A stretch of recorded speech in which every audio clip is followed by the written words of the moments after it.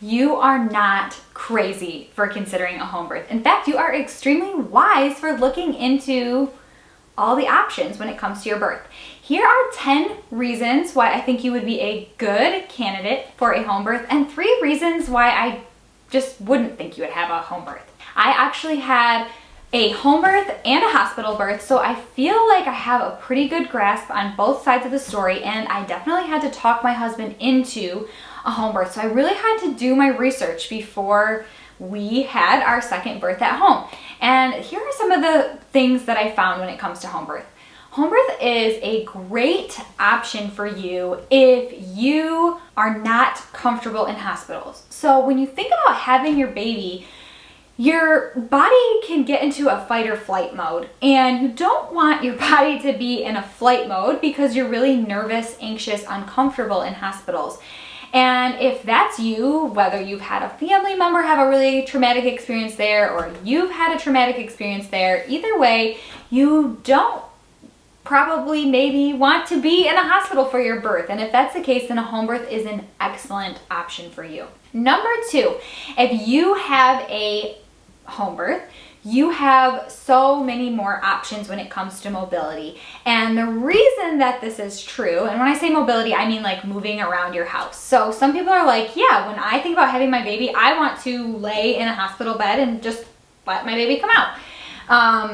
I'm gonna link above a video about labor and delivery and how you might want to think about some movement, although it doesn't have to be at home, but just some different movement and why that's a good thing during birth. But back to this video about home birth. When you're at the hospital, if you have a monitor on your belly, it's called a fetal monitor, and they're basically monitoring your baby's heart rate. And there's nothing wrong with that at all, besides it's a little more restricting. So most of the time you can still ask to have it removed and get up and go to the bathroom or walk around the halls, or sometimes they have like mobile ones they can put on you. But they do have limitations at hospitals, like they only have so many in the hospital. Again, you have to wait for the nurse to come, so depending on how busy they are. And some hospitals, if you're in bed, they expect that you're going to have it on all the time. This was my experience at the hospital. Pretty much if I wasn't going to the bathroom, it was on. And I don't know if this was because I went there to be induced, even though it didn't fully end up in an induction, but that's in my birth story.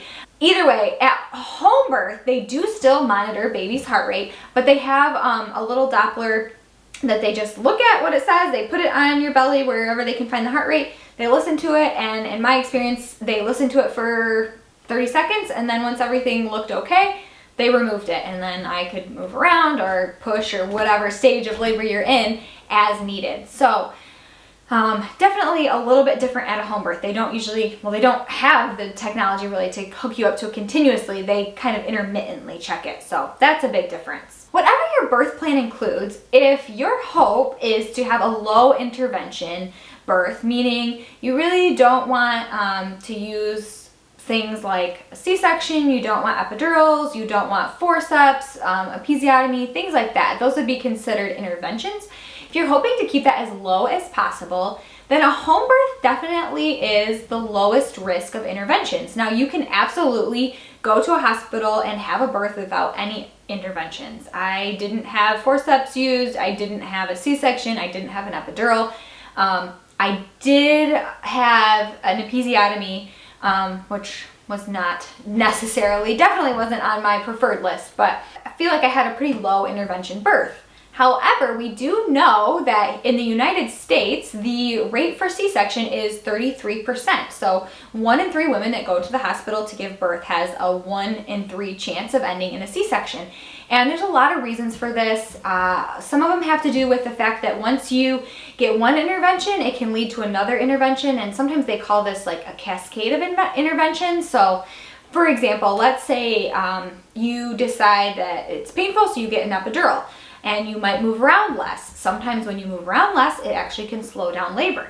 Let's say your water broke though, and so there's a time limit on how much time they can just let labor kind of naturally do its thing. And so, you know, you're coming up on that 48 hours and they need to get baby out. Sometimes they can like put a balloon catheter in to open up your cervix, or maybe they decide C-section, or they're going to try forceps or different things like that. And so all of these kind of, one intervention leads to another kind of a thing. So if you're at home, it's just more likely that you're going to be moving around. It's more likely that you're not going to have an epidural, because we'll get to that later, but spoiler alert, you really can't get an epidural very easily at home. So all those things play a factor, and your risk of a C-section is much lower if you're at home having a home birth. In an emergency, they certainly could take you to the hospital and it could end that way, but just the overall, the people that go into birth expecting a home birth, the C-section rate is lower. Another good reason to have a home birth is if you are a low risk pregnancy and you want a home birth. So by low risk, I mean you've gone to a provider, an OBGYN or a midwife, and they've looked at everything. They look at a lot of things like your history, they look at your current health, if you're carrying multiples, if you have, incompetent cervix, all these things. They look at all these factors and they say, oh yeah, you are a low risk pregnancy. And even sometimes if your risk factor is like twins or your age, they might have some wiggle room there. But basically, if a reputable provider has said, yeah, I think you would be a good candidate for a home birth because you're low risk of something going wrong, then you are a great candidate for a home birth. There are certain things that make you high risk that really is a good idea to be at a hospital, because something could go wrong, and I think we could all agree if something goes sideways, a hospital is a great place to be. The next reason that you should definitely consider home birth is if you have a huge desire to eat tacos during your labor between contractions. I know this sounds kind of silly, but you cannot eat at the hospital, at least in all of my experience. They don't let you eat. They sometimes let you have ice, well, they do let you have ice chips, but really no water or food during labor. Now, if you have a really quick labor, it's going to be pretty intense, and I don't think you're going to be wishing you had a taco in your hand, but sometimes labor goes on for quite a long time and you get kind of mentally and physically exhausted, and it would be nice to have some food. Now, they for sure are going to be putting IV fluids to keep you hydrated and give you the nutrients they think you need, but you definitely will not be eating any type of meal during labor if you are at the hospital. But most midwives are okay with that if you are at home. And the biggest reason that they don't like meat at the hospital is because if you did need a C-section, which 1 in 3 women do, we already know that, there's higher risk of something going wrong during your C-section if you had eaten. So whatever you decide on that, but if you do desire to eat during your labor, you might want to think about a home birth. Something else that makes you a good candidate for home birth is if you have done your homework and you have found an amazing birth course. So there are a lot of birth courses out there, but they're not all created equal. Some you go, they're like a 2-hour thing, here's all your information, blah, blah, blah, blah. Here's how to get around the hospital. That's not really what I would consider a good birth course. If you're gonna have a home birth, you need to be prepared. What are the different stages of labor? What are you gonna do for comfort measures when things get really uncomfortable? What does your partner or your support person need to know? Just the basics of like, this is how your baby's gonna come out is probably not enough if you plan to have a home birth. Before, even when I had a hospital birth, the birth course that I took, I did an online one with my husband, which is super convenient right now in the time of COVID. But this wasn't during COVID, and it was still awesome because it was broken down into week by week things. I think there were like 8 videos to watch, and there was always homework to do and like do this this day. I thought Mama Natural's birth course was amazing. I'm not an affiliate. I am in no way related to her material, besides that I've done it myself and I think it's phenomenal. Pregnancy by Design is another birth course. This is really great for you if you like to read material. If you're a person that really soaks in information by reading it, this is awesome. They do have short videos with everything, but I would say the majority of the information is provided to you in written format, and I did not have any part of their birth course. I do partner with them for some postpartum course stuff, but I do not have anything to do with their birth course. Besides that, I think they did an awesome job, and if you are kind of on the fence of where is the best place for me to give birth, their quiz that comes with their birth course is phenomenal. Like, it gives you so many information and you fill this out, like, do you like to be at a hospital, or do you feel uncomfortable here or there? What are your birth wishes? And it kind of helps you to think through those things. It's gonna be the deciding factor for home birth versus hospital birth. Number 7 is pretty big deal. If you want a water birth, then a home birth is a great idea for you. You can definitely labor in birth pools and things like that at the hospital, but as far as I know, in the United States at least, they will not let you give birth in the water. I'm guessing it's a liability thing, but either way, maybe their setup isn't right. They won't let you, on purpose anyways, have your baby in the water. So if you really desire a home birth or a water birth, then a home birth is definitely something to consider.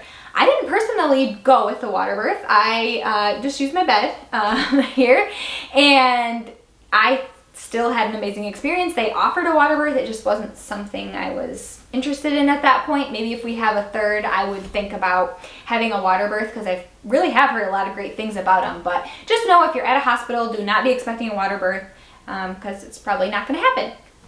Number 9, pets and kids. If you are really excited about the thought that your pets could be there during the process providing you with comfort, or your kids could experience the process, or your kids could be there to participate in everything that happens after the birth, whatever that looks like, especially right now with COVID, there are very strict restrictions on who can be in hospitals, at least here in the United States. Well, probably either way, you weren't going to have your dog there. But even now, you can't even have your kids there. So if that is really important to you, then home birth might be a really great option for you. Personally, I decided that I wanted my son, he was still under 2 at that point, and I wanted him to be at my sister's house, and then she brought him over the next day. My son wasn't born until like 7:30 or something at night. So we had one night to just kind of like adjust to everything. But certainly there are people that their kids are there for the whole process. And if that's something that you desire, then a home birth would be a really great option for you. And the last thing that I think makes you an excellent candidate for a home birth is if you have a ton of confidence in yourself and your ability to bring a healthy baby into this world. So if you are fearful that you can't do it, or your body isn't able to do it, or you're just worried about the whole experience, you fear something going wrong, you just have a lot of fears and anxiety around it, then a home birth might not be the best option for you, because at the hospital there are lots of medical interventions that they can do to help that process along. But having a home birth, you really need to be in the mindset of like, this is what my body was made to do.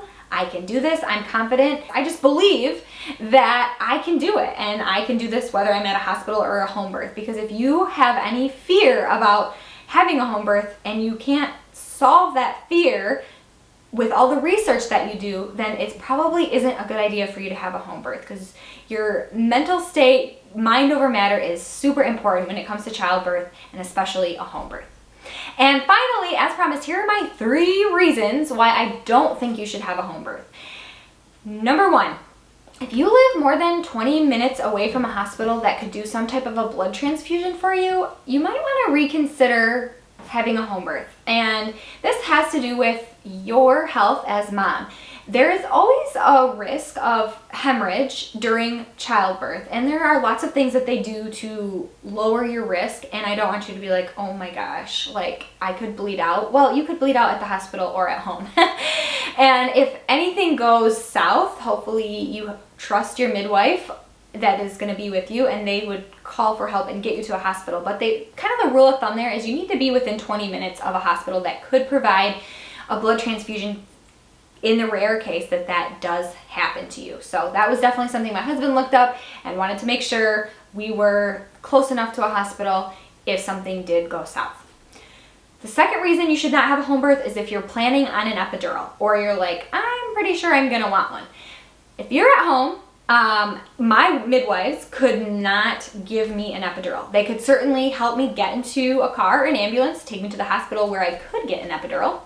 But they could not do it. So if that is something that you're like, I really need that for pain control, probably should just go to a hospital. Now, there are lots of ways to manage pain. I'm not going to say get rid of pain, although, you know, some courses or theories say that birth can be orgasmic. That has not been my experience either time, although I didn't train for it. So I'm not saying it's not possible, but I did not have that experience. It was still quite painful.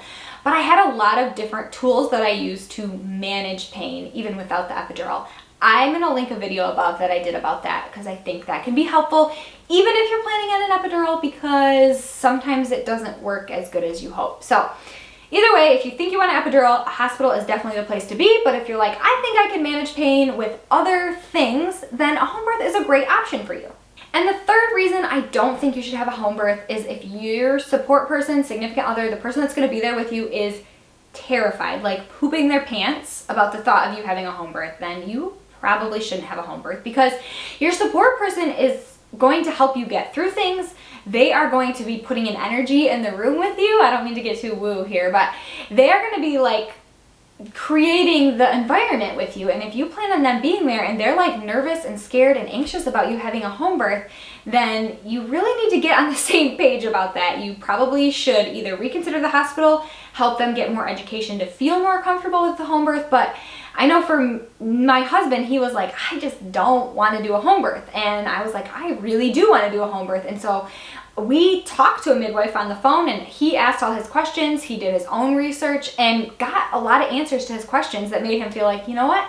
I think in our case, it's pretty safe to have this baby at home. You wouldn't want your support person to feel guilty that, oh my gosh, if I hadn't let him talk him into a hospital birth and something would have went wrong, or into a home birth and something went wrong. You just don't want them to feel like it was their fault. Long story short, you want them to feel like, you know, this was your decision together and you made the best decision possible based on everything you knew, and everyone feels really comfortable with it. So no matter how the outcome is, everyone feels good about that decision. So there you have it. Those are my 10 reasons that I would have a home birth, and 3 reasons why I don't think you should have a home birth. If you have another reason why you think you should or shouldn't have a home birth, comment those below, because I love to share information like this with my followers, and I think it could be helpful to someone else who's looking at this video thinking, should I have a home birth? Should I not have a home birth? If you have a tip for them, put it below so they can see it too. Thanks so much for watching my video today, and I will see you all next video.